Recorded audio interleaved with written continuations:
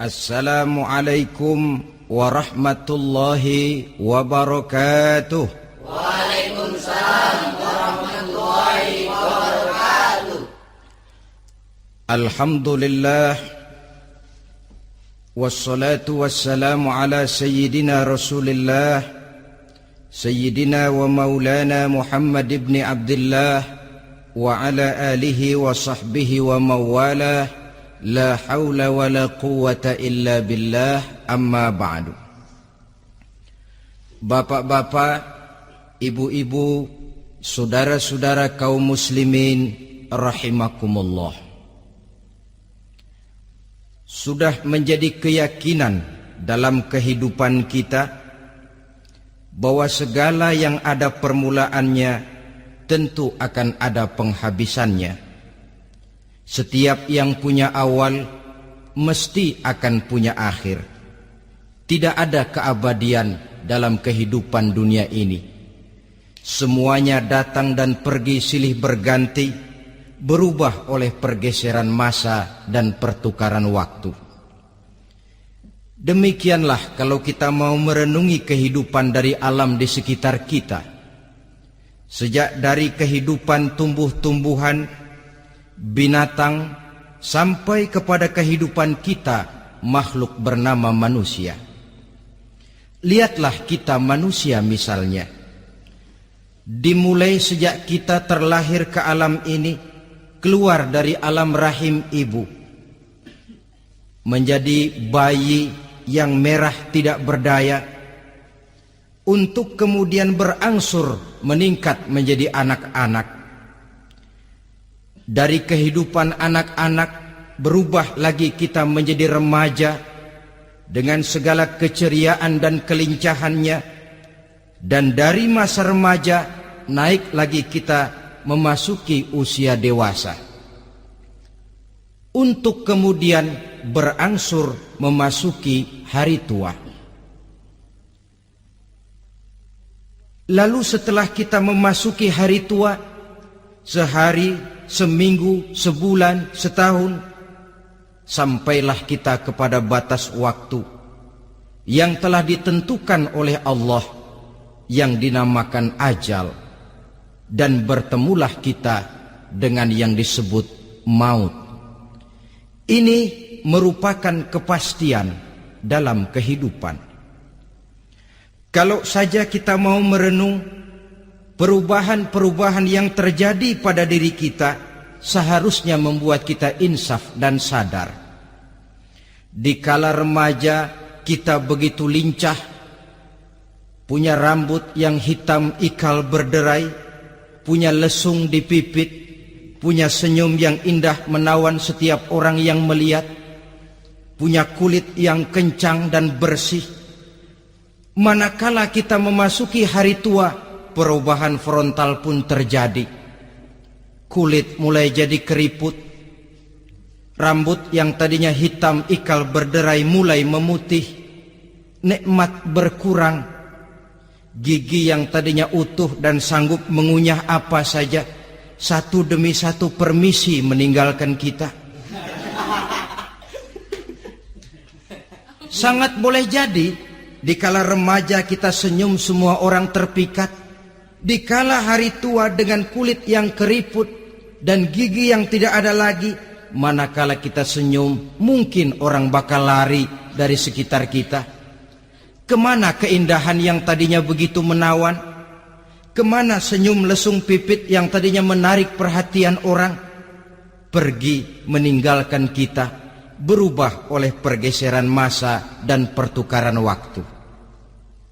Nah, bila maut datang menjemput kita, selesailah kehidupan sampai di situ? Ternyata belum. Kalau lahir merupakan perpindahan hidup dari alam rahim ke alam dunia, maka mati hakikatnya merupakan perpindahan hidup dari alam dunia ini ke alam kehidupan yang berikutnya, yang dinamakan dengan alam barzah. Andai kata hidup cuma sekali, secara moral kita sanggup berkata, alangkah tidak adilnya Tuhan. Kenapa? Dalam kehidupan ini kan aneka ragam terjadi. Ada orang yang zolim, ada orang yang dizolimi. Ada orang yang membunuh, ada orang yang terbunuh. Ada orang yang kaya, ada orang yang miskin. Ada orang yang jujur, ada orang yang menghalalkan segala cara. Sehingga banyak ketidakadilan yang terlepas daripada pengadilan dunia. Lalu orang pun bilang, di dunia ini katanya banyak pengadilan tapi sulit keadilan. Di dunia ini mudah mencari pengadilan tapi sulit untuk mencari ketidakadilan. Andai kata hidup cuma sekali, tidak akan ada hidup sesudah hidup yang sekarang ini. Bagaimanakah nasib mereka yang lepas dari pengadilan dunia ini? Alangkah tidak adilnya Allah, andai kata tidak ada kehidupan sesudah hidup yang sekarang. Tentulah akan terjadi di mana orang menghalalkan segala macam cara untuk mencapai tujuan. Yang penting kan saya kaya, yang penting kan saya punya jabatan dan kedudukan tinggi. Kalau perlu jilat atas, jilat atas. Kalau perlu sikut kiri kanan, sikut kiri kanan. Kalau perlu injak bawah, injak yang bawah. Ini prinsip daripada orang-orang komunis, dan pantas karena mereka tidak percaya kepada kiamat. Pantas karena mereka tidak percaya akan adanya kehidupan sesudah hidup yang sekarang ini. Maka saya menghimbau kepada seluruhnya, kita sudah kadung menyepakati negara ini berdasarkan Pancasila. Kita sudah kadung konsensus bahwa PKI dengan seluruh ajarannya tidak punya hak hidup di bumi Pancasila yang kita cintai ini. Maka salah satu ajaran PKI tujuan menghalalkan cara. Kita orang Indonesia yang berbudi pekerti luhur, yang punya nilai budaya tinggi, janganlah sampai mencaci PKI, membubarkan PKI, mengutukkan PKI, tapi dalam kehidupan sehari-hari prakteknya prinsip komunis kita pakai. Apa itu? Tujuan menghalalkan cara. Asal sudah tujuan tercapai, cara apapun saja halal. Itu pandangan hidup orang yang tidak percaya kepada adanya hari akhirat. Sebagai muslim yang yakin akhirat ada, kiamat pasti akan datang. Hidup tidak cuma sekali.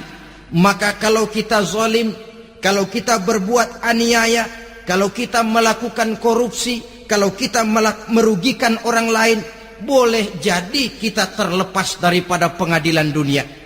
Tapi ingatlah, kita tidak akan pernah lepas dari pengadilan Allah.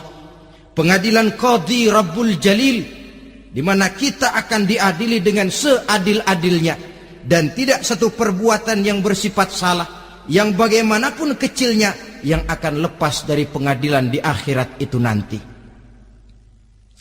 Pantas saja kalau satu hari malaikat Jibril datang menasihati Rasulullah sallallahu alaihi wasallam, yang artinya juga menasihati kita semua. Apa kata malaikat Jibril kepada baginda Nabi? Ya Muhammad, ish ma syi'ta fa innaka mayyitun. Hai Muhammad, hiduplah semau kamu, tapi jangan lupa kamu pasti akan mati. Kalau memang dilarang tidak terlarang, dicegah tidak tercegah, kamu mau melaksanakan hidup menurut maumu sendiri, persilahkan, hiduplah menurut mau dan gayamu. Tapi jangan lupa, fa innaka mayyitun, satu saat kau pasti bakal mati. Dan mati itu bukan akhir dari segalanya. Dia babak baru bagi kehidupan selanjutnya. Silahkan hidup menurut maumu, tapi jangan lupa kau pasti akan mati. Wa'mal ma syi'ta fa innaka majziyun bih. Kerjakan apa saja yang kamu mau. Kalau kau mau menghalalkan segala macam cara, persilahkan halalkan segala macam cara. Tapi jangan lupa kau akan mendapat balasan dari seluruh amal perbuatanmu. Wa ahbib ma syi'ta fa innaka mufariquhu, dan cintailah apa saja yang mau kau cintai. Kau cintai anak istrimu, silahkan. Kau cintai harta bendamu, tafadhal. Kau cintai tanah airmu, kau cintai pangkat dan jabatanmu, persilahkan. Tapi jangan lupa, fa innaka mufariquhu, kau pasti akan berpisah dan akan meninggalkan segala yang kau cintai itu. Apa artinya ini buat kita? Ternyata sesudah maut datang menjemput kita, ada kehidupan sesudah hidup yang sekarang ini. Ini yang mendorong kita untuk dalam kehidupan di dunia ini tidak melakukan prinsip saenake dewe, semaunya sendiri saja, asal perut kenyang, asal pangkat tinggi, asal harta dapat. Masa bodoh dengan merugikan orang lain, masa bodoh dengan menipu orang lain. Iku jenenge saenake dewe. Muslim tidak diajarkan. Ingat manusia, setelah kau mati, setelah kiamat datang, kau akan dibangkitkan, kau akan dimintakan pertanggungan jawab tentang kehidupan yang sekarang ini. Saudara hadirin, oleh sebab itu kalau kita bicara soal kiamat, soal akhirat, ini memang masalah yang gaib, yang sepenuhnya tidak bisa dicernakan dengan kemampuan penalaran intelektual. Dasar di dalam membicarakan ini tidak lain adalah iman kita kepada Allah Subhanahu wa ta'ala. Bukan cuma zaman sekarang, dari zamannya Nabi.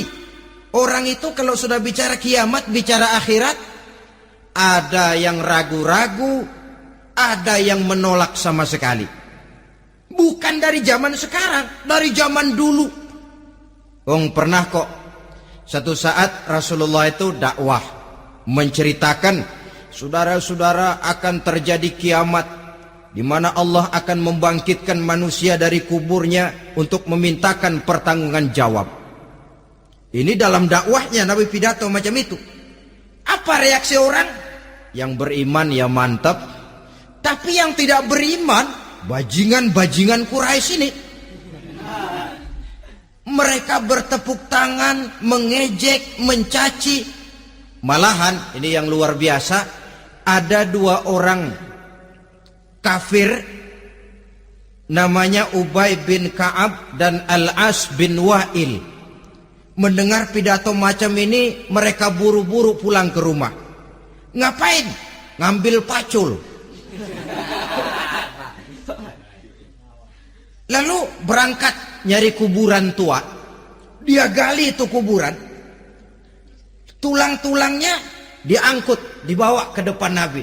Ya Muhammad, tulang-tulang yang udah hancur begini, siapa yang bisa ngidupin lagi? Yang macam-macam aja kamu Muhammad. Nggak rasional, nggak masuk akal. Allah menjawab. Apa kata Allah? وَضَرَبَ لَنَا مَثَلًا وَنَسِيَ خَلْقَهُ قال من يحيي العظام وهي رميم قل يحييها الذي أنشأها أول مرة وهو بكل خلق عليم. Mereka memberikan perumpamaan kepada kami, kata Allah. Mereka melupakan asal kejadiannya. Mereka bertanya, siapa yang sanggup menghidupkan tulang belulang yang sudah hancur kayak begini? Qul yuhyiha allazi ansha'aha awwala marrah.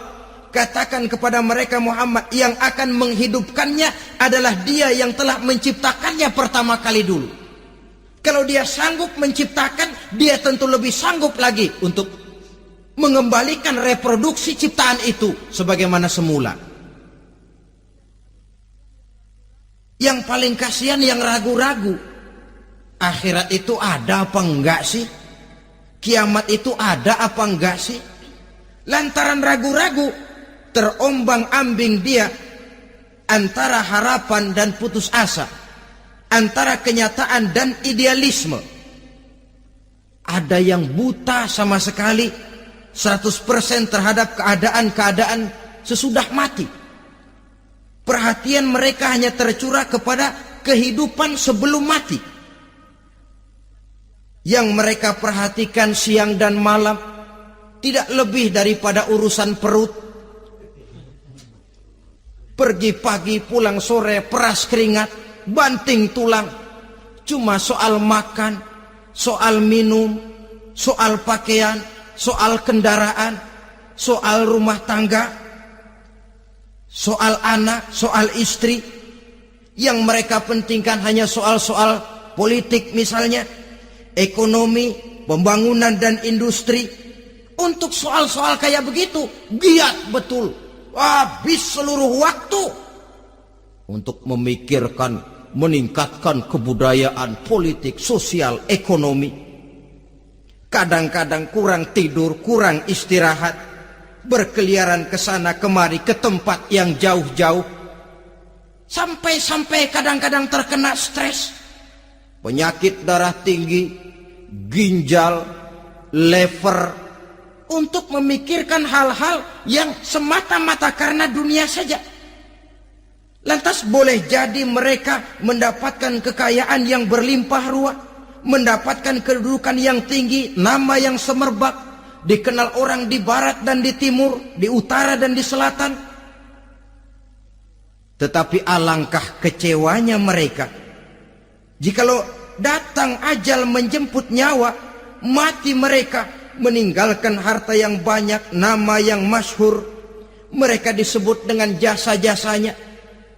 Radio memberitakan, TV menyiarkan, koran-koran memuat. Bahkan nama mereka kadang-kadang dikenang 2-3 tahun setelah wafatnya. Tetapi dalam pada itu, roh mereka merintih, mengeluh, menderita, karena dilemparkan oleh Allah ke tempat-tempat yang kotor. Penyesalan yang sudah tidak akan ada gunanya lagi. Saudara-saudara kaum muslimin rahimakumullah. Oleh karena itu, kehidupan akhirat bukanlah dongeng dan takhayul, bukan khurafat dan hayalan. Kehidupan akhirat, hari kiamat adalah kebenaran dan kepastian. Dalam surah Al-Hajj ayat ke-7, Allah Subhanahu wa taala menyatakan, wa anna as-sa'ata atiyatun la raiba fiha wa anna Allah yab'atsu man fil qubur, dan bahwasanya kiamat itu sesungguhnya adalah sesuatu yang pasti dan tidak ada keraguan-raguan lagi di dalamnya, dan bahwasanya Allah sungguh-sungguh akan membangkitkan manusia dari kuburnya masing-masing. Nah, kalau kita sudah yakin kiamat sesuatu yang pasti adanya, akhirat sesuatu yang pasti adanya, dari mana pembicaraan tentang kiamat ini kita mulai? Tentu dari diri kita. Marilah kita mencoba melihat proses perjalanan hidup ini sampai kita memasuki kiamat. Hadirin, tidak ada makhluk secantik manusia. Tidak percaya, pernah ke Ragunan? Nah, saudara masuk ke kebun binatang, segala macam makhluk ada di situ. Ratusan macam jenis binatang. Bandingkan dengan saudara, kira-kira cakep mana?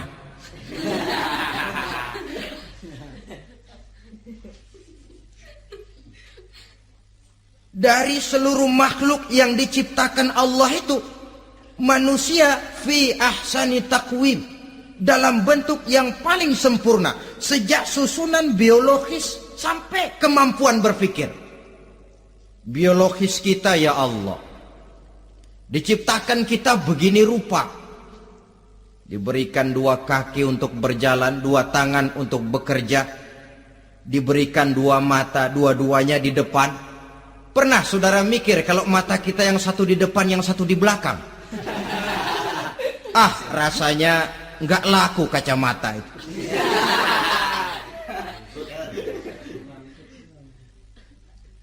Diberikan hidung dengan 2 lubang, tahu betul Allah ke bawah lagi lubangnya. Coba pikir kalau lubang hidung kita menghadap ke atas. Aduh, kalau musim hujan repot jagain hidung. Laqad khalaqnal insana fi ahsani taqwim. Sungguh telah kami ciptakan manusia dalam bentuk kejadian yang paling sempurna ketimbang makhluk-makhluk Allah lainnya. Nah, kesempurnaan manusia ini oleh karena hidupnya terdiri dari 2 unsur pokok.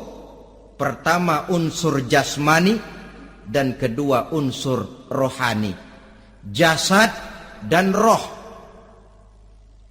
Jasad yang terlihat sekarang ini, potongan saudara yang ngejedok di depan saya ini jasad saudara. Ini yang berasal dari saripati makanan yang dimakan oleh bapak ibu kita. Lalu hasil kerjasama yang baik antara ibu dengan bapak, terwujudlah kita. Kalimat langsungnya jasad ini berasal dari tanah yang tadi berubah dari bayi, remaja, dewasa, meningkat hari tua. Yang berubah itu jasmani kita. Kenapa? Karena jasmani itu materi, benda, daya tahannya terbatas. Dia berubah oleh pergeseran masa dan pertukaran waktu. Apa ada orang makin tua makin cakep? Jasmani oleh karena dia materi, dia berubah oleh pergeseran masa dan pertukaran waktu. Nah, yang menyebabkan jasmani itu bergerak karena ada roh di dalamnya. Ini yang menyebabkan kehidupan. Ini yang menjadi sumber kehidupan, pusat kesadaran dan pengertian dalam kehidupan manusia. Tanpa roh dalam diri kita, maka jasad kita, pernah lihat orang mati? Nah, itu kalau orang mati, coba perhatikan. Apanya yang kurang? Kupingnya masih ada, tapi sudah tidak sanggup mendengar. Matanya masih lengkap, tapi tidak mampu melihat. Jangankan melihat, terbuka saja tidak. Mulutnya masih ada, tapi sudah tidak bicara lagi. Telinganya cukup, tapi sudah tidak sanggup mendengar. Kakinya lengkap, tapi tidak mampu lagi berjalan. Apa penyebabnya itu? Ternyata jasmani kita, jasad ini manakala sudah ditinggalkan oleh ruh, dia tidak akan bisa berdaya apa-apa. Tidak mampu berjalan, tidak pula berbuat, tidak pula bekerja apapun saja. Saudara-saudara, dua-duanya punya kebutuhan. Jasmani ada kebutuhannya, rohani pun ada kebutuhannya. Jasmani yang jelas perlu makan, perlu minum, perlu tidur, perlu pakaian, dan sebagainya. Nah, apabila saat berpisah datang, ajal sampai, berpisahlah roh dan jasad. Dan itulah yang dinamakan dengan maut.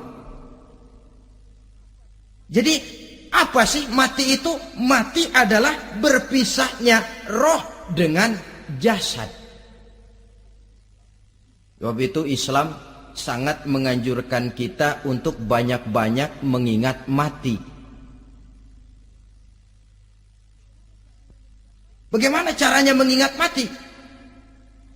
Pertama, mati itu kan pasti. Kira-kira yang hadir di sini ada yang nggak mati nggak kira-kira? Semuanya bakal mati kan? Berani? Berani. Sekarang mau? Saudara, sebenarnya kalau kita merenung lebih jauh, orang itu tidak perlu takut mati. Walaupun tidak boleh terlalu berani menghadapi mati. Karena bagaimanapun takutnya kita kepada mati, toh dia pasti datang. Bagaimanapun beraninya kita mati, kalau belum ajal ya tidak mati juga. Jadi muslim itu kan harus berani menghadapi hidup dan tidak takut menghadapi mati. Mati adalah sesuatu yang pasti. Muslim dianjurkan banyak-banyak mengingat mati dalam kehidupan. Caranya bagaimana? Pertama, berziarah nengokin teman yang sakit. Ya? Suka nengokin teman yang sakit enggak? Oh, itu pahalanya kata Nabi. Menengok orang yang sedang sakit lebih afdol daripada sholat sunnah 1000 rakaat. Apa pernah saudara sembahyang sunnah sampai 1000 rakaat? Nengokin orang sakit pahalanya lebih afdol daripada itu. Kenapa menengoki orang sakit mengingatkan kita kepada mati? Iya ya, ini teman saya yang kemarin segar banget, bercanda sama saya, ketawa sama-sama, sekarang terbaring tidak berdaya, hilang kemampuannya, hilang keceriaannya, sakit. Iya kalau sembuh, kalau ajal, iya sekarang giliran dia, kalau jatuh ke saya. Lalu menghibur teman dengan kata-kata yang enak, yang akan mendatangkan sugesti supaya dia cepat sembuh. Jangan nengokin orang sakit jujur. Sakit apa lo? Perut. Emang teman gua kemarin sakit begini mati. Wah, itu orang bisa jadi shock lantaran etika kita tidak akan sampai ke sana. Menjenguk orang sakit akan mengingatkan kita kepada mati. Apalagi ziarah kubur. Ada yang orang tuanya sudah meninggal? Nah, kalau ada, ya tidak bisa tiap hari, sekurang-kurangnya seminggu sekali. Jumat pagi misalnya, ziarah kita ke kubur. Sehingga kalau kita masuk kubur kan ada etikanya. Assalamualaikum ya ahlal kubur wa inna insyaallahu bikum lahikun. Hai penduduk kubur, keselamatan bagi kamu dan kami yang masih hidup sekarang ini insyaallah pasti bakal nyusul kamu. Iya, yang kemarin gagah benar sekarang terbaring tanpa daya. Ini unggukan kuburannya. Yang kemarin ada sekarang sudah tidak ada. Kemana dia? Kami satu saat pasti akan begini. Ingat mati. Lalu apalagi yang bisa membuat kita ingat kepada mati? Mengawal jenazah. Bukankah sangat dianjurkan oleh agama?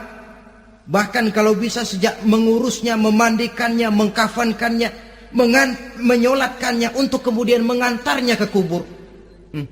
Hari ini saya antar dia ke kubur, besok boleh jadi saya yang diantar orang. Hari ini saya solatkan dia, besok boleh jadi saya yang disolatkan orang. Hari ini saya masukkan dia ke liang lahat, besok mungkin giliran saya dimasukkan orang ke liang lahat.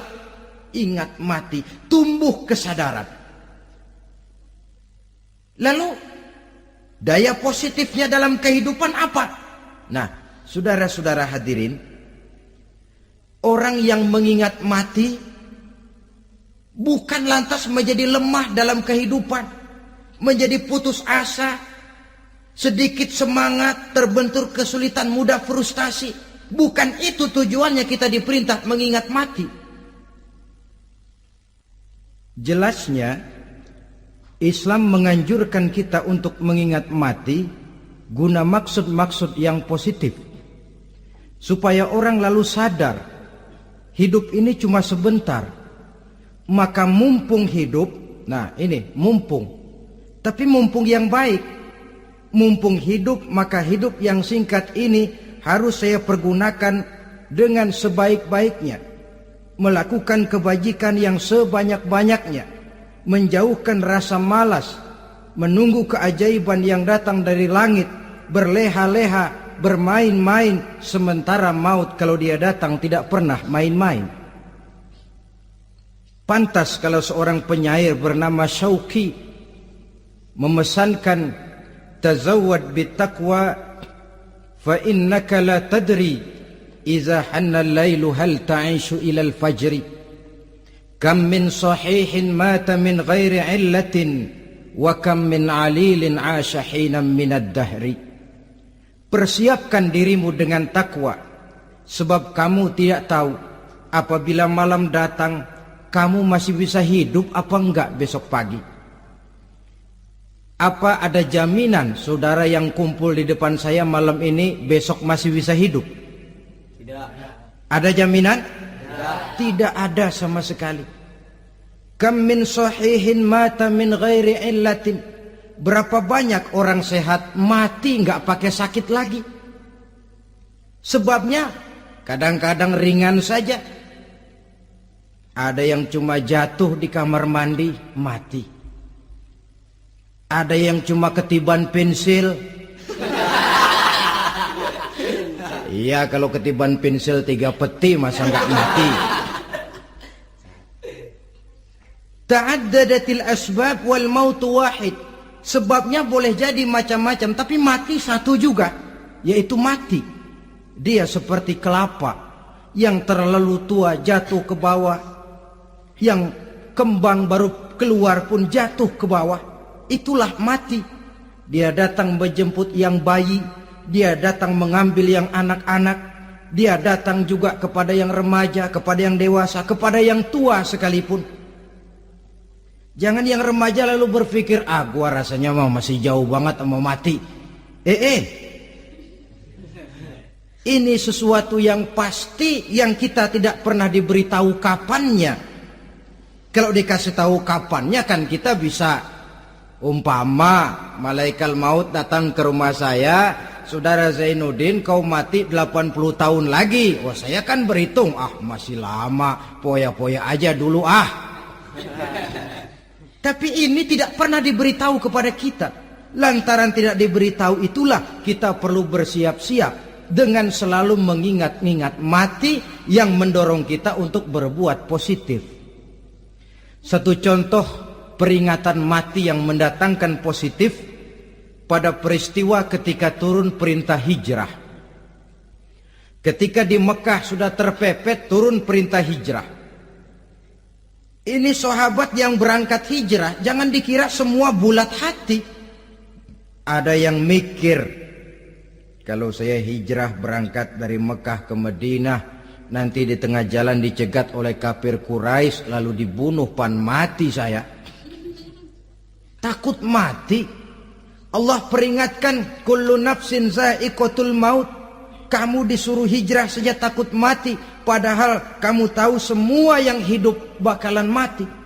Diam saja di Mekah mati, hijrah ke Madinah pun akan mati.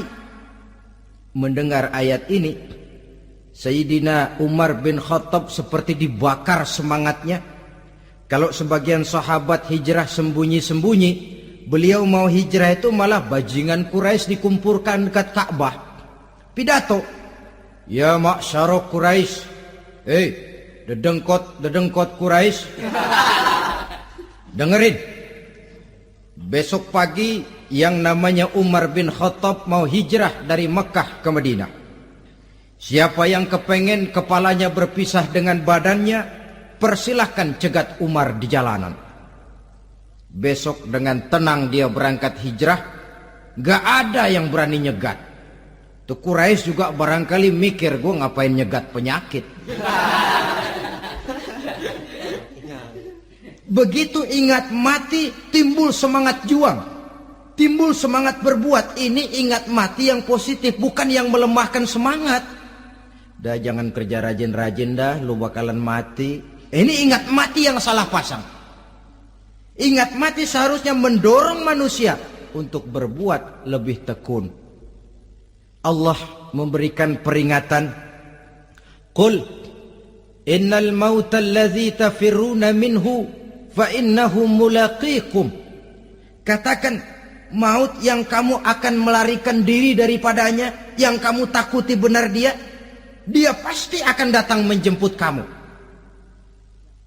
Saudara-saudara hadirin yang saya hormati, datangnya memang tidak kita harapkan yang namanya maut. Tapi sekali dia datang, tidak ada pintu tempat kita lari. Dia memang tidak pernah kita undang. Tapi sekali dia datang, mengetok pintu, kekuatan apa yang bisa menolak? Dia sebuah tanda seru dalam kehidupan. Apa yang menyebabkan orang takut mati? Pertama barangkali karena dia tidak tahu bagaimana kehidupan sesudah mati. Alam kubur gelap, alam akhirat gelap. Sehingga dia bingung, lantaran bingung lalu jadi takut. Yang kedua boleh jadi oleh bayangan-bayangan dosa yang pernah dia kerjakan di dunia ini. Kerjanya cuma menumpuk dosa. Dia gembira, bahagia, tertawa di atas tumpukan dosanya. Merasa segan berpisah dengan seluruh kehidupan ini. Sehingga boleh jadi maut adalah sesuatu yang ditakutkannya benar dalam kehidupan. Tapi bagaimanapun takutnya, tidak ada tempat lari dari dia. Dalam ayat lain Allah jelaskan, Aynama takunu yudrikumul mautu walau kuntum fi burujim musayyadah. Di mana saja kamu berada, dalam benteng yang paling tangguh sekalipun, maut pasti akan datang menjemput kamu. Nah, bagaimana caranya maut datang menjemput kita? Bila datang dia, sang malaikat pencabut nyawa, malaikat Israel namanya, hendak mengambil roh kita. Dalam suasana macam begitu, di akhir kehidupan dunia, dalam berhadapan dengan sakaratul maut, terbagilah manusia dalam dua bagian besar. Pertama, yang menghadapi sakaratul maut itu dengan husnul khatimah, baik di akhirnya, sehingga pada saat ruhnya berpisah dengan jasadnya, kelihatan dia seperti senyum, mukanya cerah. Bahkan sebelum itu boleh jadi dia sempat meninggalkan pesan-pesan yang baik. Ada yang sempat azan, ada yang sempat baca Quran. Pernah kan nemui orang yang mau mati seperti itu? Yang sempat azan, yang sempat baca Quran, yang sempat meninggalkan wasiat-wasiat yang baik. Sebab apa? Malaikat maut datang menjemput mereka juga dengan baik-baik. Dicabut ruhnya perlahan-lahan, tapi sungguh pun perlahan-lahan. Pedihnya, sakitnya tetap tiada tara. Rasulullah Sallallahu Alaihi Wasallam, dikala beliau hendak berhadapan dengan sakaratul maut, diceritakan mencelupkan tangannya ke dalam gelas berisi air, lalu mengusapkannya ke muka beliau seraya berdoa, Ya Allah, mudahkan saya dalam menghadapi sekarat ini. Beliau juga yang mengatakan bahwa sakitnya sakaratul maut sama dengan 300 kali bacokan pedang. Sehingga kita diajarkan doa. Di antara doa selamat itu kan ada Allahumma hawwin alaina fi sakaratil. Ya Allah, mudahkan saya di dalam menghadapi sakaratul maut itu. Ketika ruh ini keluar dari jasad, mata masih mengikuti ruh itu. Sehingga kadang-kadang ada yang matanya terbelalak dan tidak sempat ditutup, terbuka terus, mengikuti ruh itu keluar dari jasadnya. Adapun golongan kedua, manusia yang ketika berhadapan dengan sakaratul maut mendapatkan su'ul khatimah, jelek di penghabisannya. Sekaratnya sudah setengah mati, lalu jelek juga di akhirnya, mati dalam keadaan yang tidak baik, tidak terpuji. Ada yang lagi megang kartu, mati. Ada yang lagi di tempat ngadu ayam, mati. Ada yang lagi di tempat pelacuran, mati. Ada yang lagi megang botol minuman keras, mati. Nih barangkali malaikat maut gemes banget nariknya, lu bajingan, lu tarik terus yang ampun. Mati su'ul khatimah. Makanya bagus itu. Kadang-kadang di majelis-majelis taklim kan sering dibaca, ya Allah biha, ya Allah biha, ya Allah bihusnil khatimah. Kan ada itu? Ada enggak? Saudara hadirin, mohon agar oleh Allah kita diberikan husnul khatimah, baik di saat ruh akan berpisah dengan jasad. Ini sesuatu yang pasti.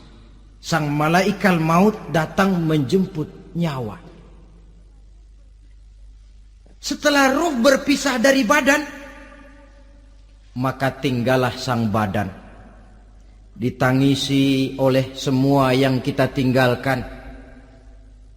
Sehingga kepada putrinya Fatimah, ketika malaikat maut datang hendak menjemput baginda Nabi, beliau berkata kepada anaknya Fatimah, kamu tahu siapa yang datang? Saya tidak tahu Bapak. Yang datang hadimul lazat. Itu dia yang menghancurkan seluruh kesenangan dunia. Wa qati'us syahwat. Yang memisahkan kita dengan seluruh yang kita cintai. Dia malaikat maut, Pak. Manakala jasad sudah ditinggalkan oleh ruh, itulah yang dikerubungi orang. Anak menangis, istri menangis, orang tua bersedih, teman-teman merasa kehilangan, menangisi jasad. Diuruslah jasad kita, dimandikan sebagaimana mestinya, dikafankan dengan kain putih 3 lembar, itu yang hendak kita bawa kembali ke tempat asal kita. Pakaian sutra, jas yang mereknya Switzerland wool, kain yang Samarinda, sepatu yang Belly atau Beltoni, jam tangan yang Rolex, kendaraan yang serba mewah, tidak ada yang menyertai kita. Kain putih 3 lembar itu saja lagi. Demi setelah dikafankan, dibujurkan kita menghadap ke arah kiblat, orang banyak pun datang menyolatkan kita dengan 4 takbir, diiringi dengan doa, lalu upacara pelepasan, berangkat kita meninggalkan anak, istri, suami, kampung halaman, tanah air, bahkan alam dunia ini. Selamat tinggal alam dan seluruh isinya. Tinggallah yang tinggal. Saya akan kembali ke tempat asal dari mana saya datang, untuk kembali mempertanggungjawabkan seluruh perbuatan saya dalam kehidupan ini. Manakala upacara pelepasan selesailah sudah, dimasukkan kita ke keranda jenazah, digotong orang, bismillah wa ala millati rasulillah, dibawa ke tempat peristirahatan terakhir katanya. Padahal dulu kalau mau kita istirahat, ke villa lah kita, ke Bali lah kita, ke Hong Kong lah kita, ke tempat-tempat tamasya yang indah. Oh, rupanya akan sampai juga perjalanan menuju tempat peristirahatan terakhir, yang luasnya tidak akan lebih dari 2 kali 1 meter. Diusung orang kita, diantarkan orang banyak. Manakala sampai ke atas liang lahat, pengusung jenazah dibuka, diturunkan kita ke liang lahat, dibaringkan. Gumpalan tanah akan jadi bantal kita. Muka dibuka, dihadapkan ke arah kiblat. Setelah itu ditutup liang lahat kita dengan kayu. Masih belum kurang, diuruk dengan tanah. Yang menguruk orang-orang yang tadinya mencintai kita, menyayangi kita. Tapi ketika jasad sudah ditinggalkan ruh, habis rupanya cintanya. Coba jasad kalau sudah ditinggalkan ruh, 3 hari aja di rumah, serem. Ya mayit, siapa yang betah nemenin mayit?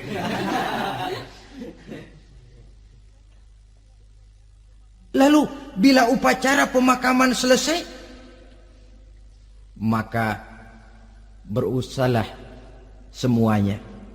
Para pengantar akan kembali ke rumahnya masing-masing. Maka masuk kita ke alam kehidupan, yaitu yang disebut alam barzah atau alam kubur. Apa selesai hidup sampai di situ? Tidak. Hanya beberapa langkah setelah yang mengantar kita pulang. Diriwayatkan dalam hadis Bukhari dan Muslim, bila seseorang sudah diletakkan di kuburnya, lalu yang mengantar kembali pulang, maka roh si mayit akan dapat mendengar bunyi terompah orang yang pulang itu. Bunyi terompahnya terdengar. Datang dua malaikat menanyakan dia dengan pertanyaan-pertanyaan yang kalau bisa dijawab dengan betul. Dua malaikat yang bernama Munkar Nakir akan bilang, jawabanmu betul. Tenanglah kau di sini, naumatal arus. Tidurlah kau di sini seperti tidurnya pengantin. Orang yang baik-baik di alam kuburnya akan mendapat nikmat kubur. Sehingga masa penantian yang lama, sebab jangan lupa, kita masuk ke kubur itu kan menunggu sampai datangnya hari kiamat. Jadi kalau kiamat umpama masih 1000 tahun lagi, ya 1000 tahun kita menunggu. Orang yang baik-baik penantian di alam kubur, kata malaikat, naumatal arus, tidurlah kamu seperti tidurnya pengantin. Bagaimana sih tidurnya pengantin? Enggak berasa. Iya, kata anak sekarang, endah aja udah. Begitu mendusin pagi, kata lakinya, malam sebentar bener ya Neng. Sebentar betul katanya malam. Iya tentu saja tidak terasa. Kenapa? Dia tidak pernah memikirkan waktu. Terbawa oleh kenikmatan dan kelezatan yang dirasakannya dalam kehidupan. Tapi orang kafir, orang yang dosanya bertumpuk, tidak sanggup menjawab pertanyaan dua orang malaikat, maka dia akan mendapat azab di alam kuburnya terus menerus siang dan malam sampai datangnya hari kiamat. Ibarat maling ayam ketangkep, belum masuk pengadilan udah digebugin duluan. Kan begitu kan? Ada maling ayam nggak di sini? Nah, itu yang nyaut tadi pengalaman itu. Di sidang belum divonis, belum digebugin babak belur. Saudara hadirin, maka alam kubur bisa merupakan raudhatun min riyadil jannah. Taman di antara taman-taman surga, pun juga bisa merupakan hufratun min hufarin niran, menjadi liang daripada neraka. Ada lagi riwayat yang dari Imam Muslim yang diperoleh dari Zaid bin Sabit.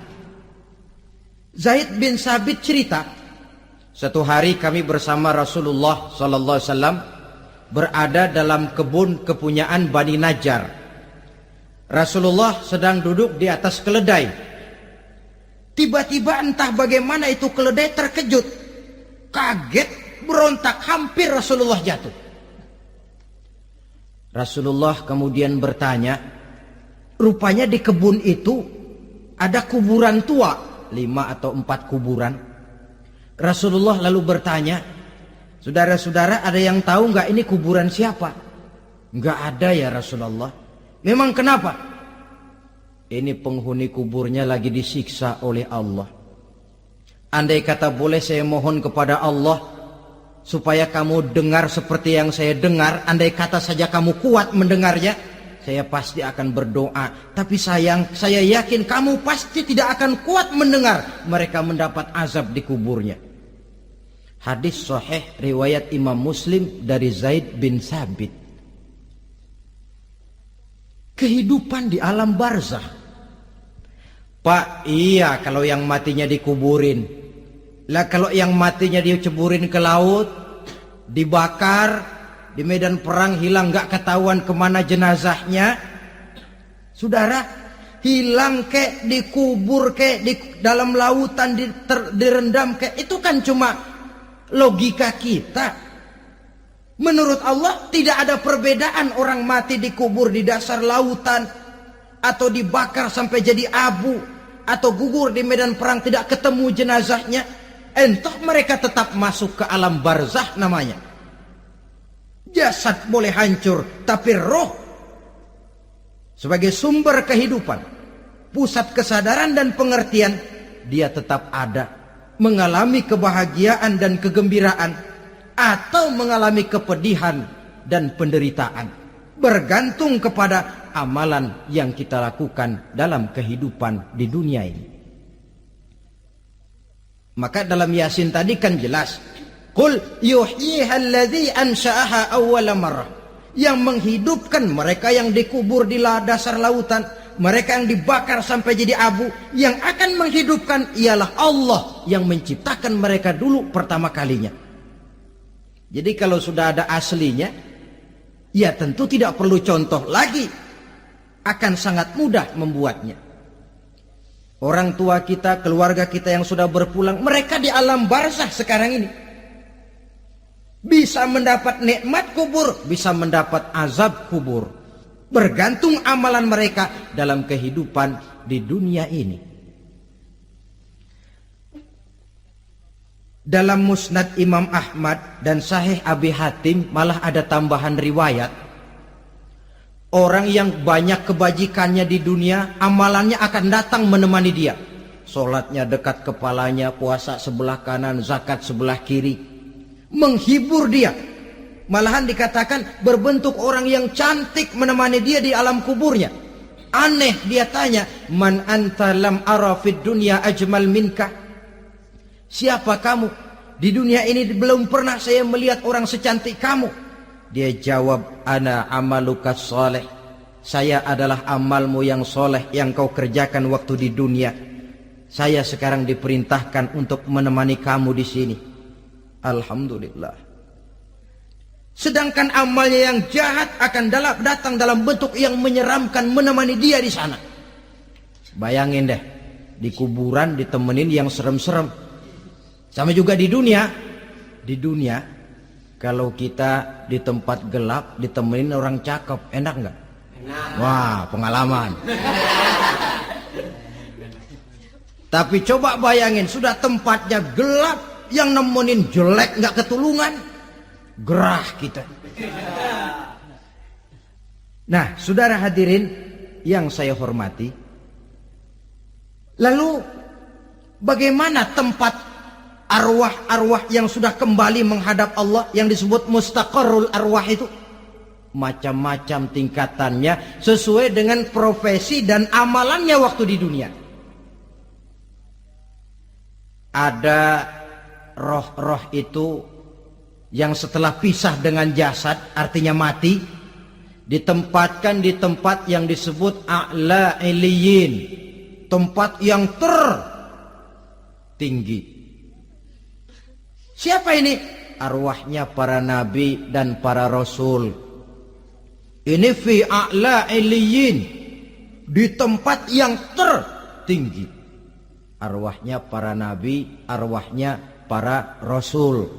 Dan karena kita bukan nabi, bukan rasul, ya jangan mimpi dapat tempat fi a'la iliyin, kecuali kalau Allah menghendaki. Itu hak prerogatif Allah, tapi kan tidak adil kalau Allah melakukan itu.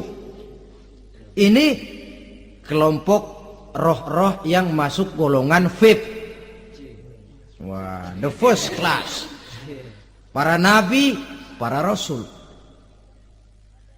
Lalu ada pula roh-roh itu yang setelah pisah dengan jasadnya diumpamakan seperti burung-burung hijau yang berterbangan di perkebun-kebunan surga.